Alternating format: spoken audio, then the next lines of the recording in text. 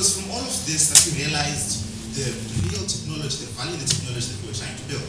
You see, so as we were talking to people, we got to understand that this was the exact same kind of situation that you had in communities. In a city, you have on one hand, probably the same office building, a company, consultancy company that has high-speed internet, it has like state-of-the-art computers, which are being used for like word processing and things like that.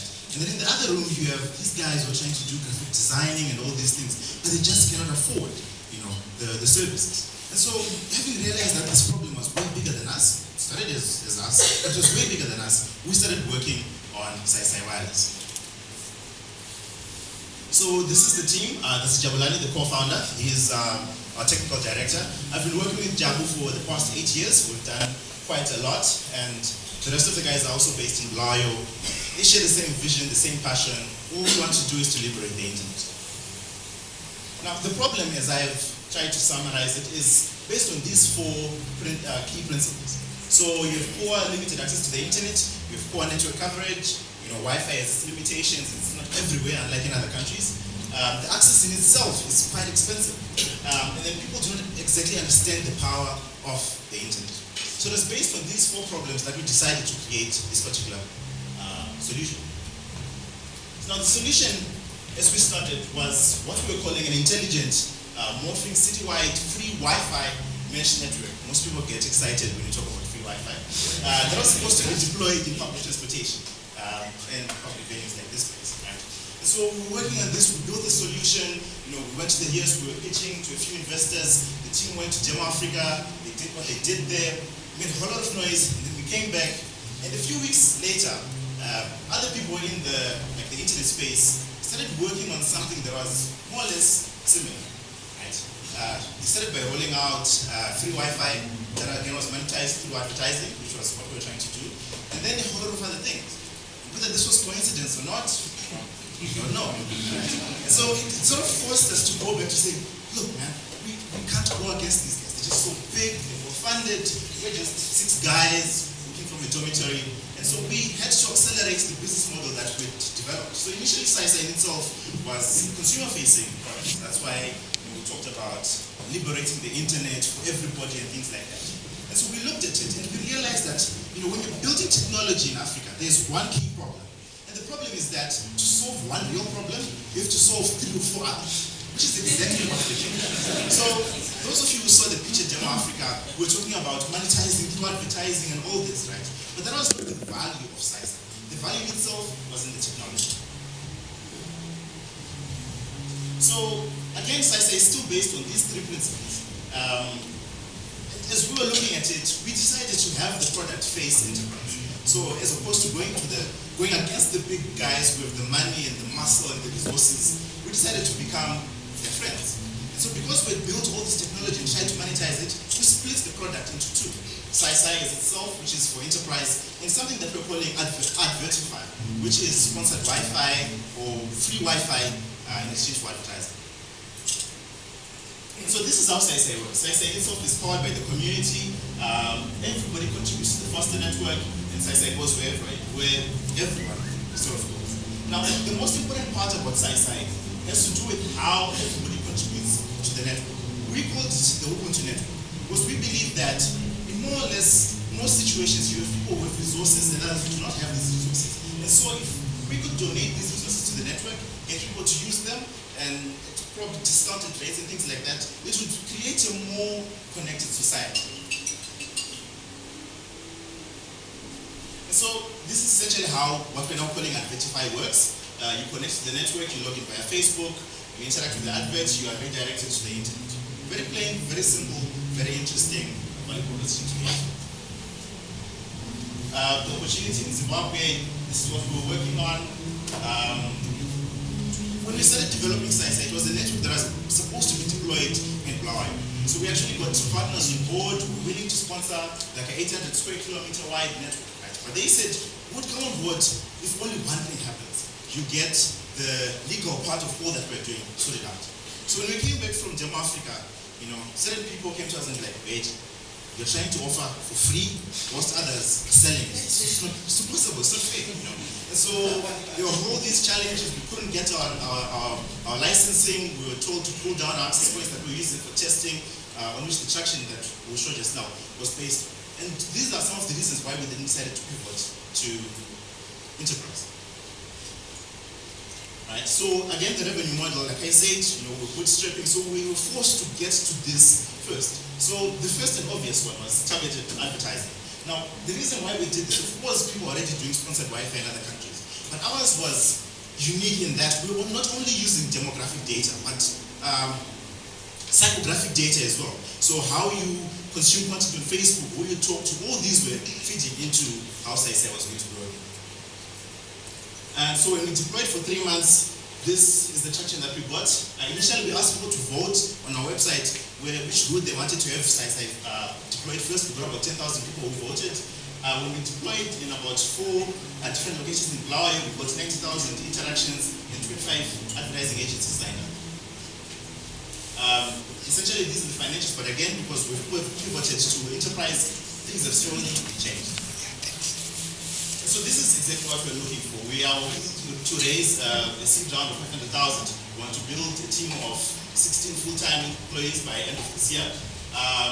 We're looking for assistance in standardizing our network and the design of our access points and things like that.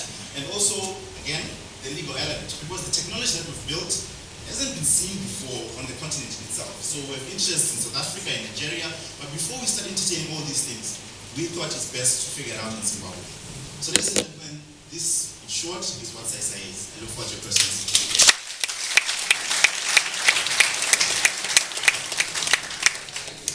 Amazing. So I think we can all agree that we're happy that Taku walked, or you didn't walk, you drove, right? Drove all the way from Bulawayo to be with us tonight. And again, what a clean deck. You know, really does take entrepreneurship to the next level. So I appreciate you guys and what you've done with what you've done. So if you have any questions, go ahead, and Devin's going to pass the mic around. But I just really quickly, you talked about those stats. How hard was it to get those stats together? And how long did it take you to start getting kind of the penetration of people starting to vote and everything like that? So to be honest, as we were developing, so this is not the first product that we've built, right? The previous ones, there were a whole lot of challenges. So when we started building SciSci, we decided from the get-go, we'll document all the data, whatever insight that we got from people, we decided to put it up. When we put up our access points, we decided not to advertise them, firstly because we didn't have the money, you know, startups. But then also we wanted to see how people interacted with technology without being incited to doing so. So the first 2 or 3 days, you get 5 or 6, like the same people. Because apparently Zimbabweans, once we find free internet, we don't tell anybody else. We just keep going on a daily basis. It's our resource, right? So, exactly. So, you know, we posted on Facebook, we're in Kulumane, we're in this place. People actually started flocking to the place, you know, to the point whereby the internet access that the connection that we got there wasn't able to sustain it. And this is where we found the value in the technology. We were able to increase the efficiency of our network by almost 10x. And that is where we realized what exactly was valuable in all this that we were doing. I have 2 questions. My name is Paul. I've got 2 questions. Yes. Who is providing the access, the bandwidth, right? Number 1. Yes. And secondly, how far have you gone in raising your effort? Okay. So, because we were monetizing the network pretty early on, we were going to be providing about 65% of the bandwidth, which means we would go to an internet access provider and actually buy bulk bandwidth. But then the other 35% was going to come from the community. So you are a company, you have subscribed for ADSL's Platinum, you have your 2 meg, right? But you don't use it the whole day, right? We actually mapped out usage, which peaks around 12 o'clock and then just goes down at almost 5 or 6. So we created technology that then allowed you to share the unutilized bandwidth onto our network. So in the evening, for example, you're not using your network, right? You give 2 meg to SciSci. In exchange, we give you discounted services. So right now, we're talking about advertising, we give you discounted advertising. There's a whole lot of other value, like over-the-top services that we're developing that are going to contribute onto it. Naturally, because most of our bandwidth will be coming in the evening, there are a good number of other services like, for example, deferred downloads. So you want to download something on the network because you know Zimbabweans and torrents. That's the first thing that we do, right? So instead of you torrenting there and then, we delay your download and download your network from the internet onto our local network overnight. And then when you connect to it, it's a simple local area network, and the speeds are relatively more faster. The second question was, how far have we gone? Oh yeah, so we've talked to a few VCs that are based in Nigeria, 2 that are based in the Silicon Valley, but we delayed the conversation because we wanted to first find the value in our technology and then figure out what exactly we wanted. Because when we look at VCs, we just don't want your money. We want you to bring your network. That's the reason why we talked about the legal, technology element and things like that. So we are in conversation. We actually now want to engage more local investors because they understand what we're working on with here. But we have conversations going and look forward to follow them. For the next question, great traction. How can the community here help you with, I know not all of us can fork out 500K, but how can we help you with our skills and our resources as well? Because SciSci Wireless is now enterprise-facing, enterprise companies, organizations look for value not just in advertising, for example. So what we're now doing is we're inviting developers across the community to develop, they're called over-the-top services, but pretty much they're pretty neat tricks that you can do with the technology that we've built. We haven't exactly built like an API to make the whole process automated because we feel that what we want right now is a more personalized interaction, also because we're still working on patenting and the IP side of things. But what we want is for people to build more technology around what we already have. That's the reason why it's called the Ubuntu network. So if you create your own value and you create X value and Y value, the amount that we then charge enterprises for the package goes up, and also you get a piece of that slice. Good evening. My name is Marvin. I work for consultants firm. First of all, I just want to say nice pitch, well done, and you get guts to go in that industry.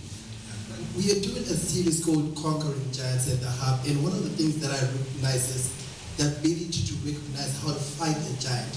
And right now, Zoll is offering free Wi-Fi at significant places in Zimbabwe. What's your strategy to not only counteract that, but also how can you even leverage such infrastructure and such power to your advantage? Okay. So, how to slay the giant?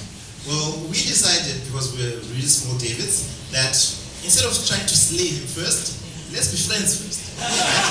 So, here's what's going to happen. And it probably doesn't happen in Zimbabwe, but it has happened in first world countries, right? South Africa is now having challenges because so many people are subscribing and they're having to offload onto Wi-Fi and things like that, right? It's because they're providing X amount of bandwidth, but it's no longer enough for what we want, right? We want to stream from YouTube and etc. What we have developed is technology that allows them to utilize the bandwidth that they already have more efficiently. That's why I talked about that 10x efficiency. So if 1 meg would serve 10 people, with us, your 1 meg will serve 100 people. And so that is the value that we are talking about. And we'll let them go and do all this because we know this is the challenge that they're going to come about very soon, and they're going to need technology like what we have built. So instead of slaying them, let's join them. Hi, my name is Ruben from Telecom. My first question, I heard you say that people log in via Facebook, right? But so the population itself would then have to decrease from 14 million to the number of people in Zimbabwe on Facebook. Sure. Yeah. So is there an alternative login? And because you're logging in via Facebook, which means you're competing with Facebook ads, which are paid ads on Facebook, which people can use. Sure. So that drives me to my second question, the business itself. I want to advertise on using your business model. How much is that cost going to be for me, even if I'm not providing, I'm not sharing my bandwidth, because that's going to be important in comparison with other media channels like the newspaper, like Facebook ads, Google ads. Okay. So there are 2 questions there. The first one is about access channels, right? Yes. Right. So the main reason why we're actually connecting via Facebook is not because we want to advertise on Facebook. If we do that, we'll get killed by Facebook. They do that a lot. But what we want is your personal and social data. We want to know who you're talking to, what you guys are talking about, where are you, and use that data now to serve you ads that will lead to higher conversions. Because when you're doing advertising, the bottom line is how many people are actually converting, right? So if newspapers are giving you 10% conversions and then Facebook ads are giving you X amount of conversion, and then we're giving you 95% of conversion, we can bump up the cost of advertising on our platform. The other question that you asked was about access, right? And so we said 14 million people in Zimbabwe, but we know that the number of people who are able to access Wi-Fi in itself is way smaller than that. That's why there was that 800,000 in Blawa and etc. So soon after Demo Africa, we won the Soul Innovation Challenge, and we started working with big companies, one of which is based, okay, they're everywhere, but they're based in the Silicon Valley. And one of the things, they're already trying to do free Wi-Fi in South Africa. So what they wanted from us was to allow people who do not have smartphones to connect to our network, right? So we started working on a Bluetooth access point that would allow people to connect to our network via Bluetooth. Now this wouldn't be, remember SISA in itself is about I'm connecting and you're connecting and everybody, it's a community-driven, it's a mesh network, right? So again, it would essentially become something along the lines of a Bluetooth mesh network. Now those who are very technical will know that Bluetooth in itself has a lot of challenges, issues with battery and things like that. But that's the alternative channel that we're working on. With regards to the price point that you then asked, again, because we have diversified the product, we have enterprise and then we have consumer facing, right? We are now working on repricing it based on what enterprises want and what you as the consumer, the experience that you still want and things like that. So that's the reason why we want to work with people who have the background in technology, who understand how people connect to Facebook and things like that. Yeah. Well, Tax, thanks so much, man. Really appreciate you coming down and making the trip. If any of you here and you're thinking about starting a company, this is the man to watch. He's doing some great stuff. And I don't know what it is, but it seems like Bulawayo has a lot of entrepreneurs, right? I know Ms. Vingo has a lot of girls. Or girls that are pricey. Someone told me that the other day. So you got there, and then you got Bulawayo with a lot of entrepreneurs. So thanks for being down, man. Cool. Give it up for Tax.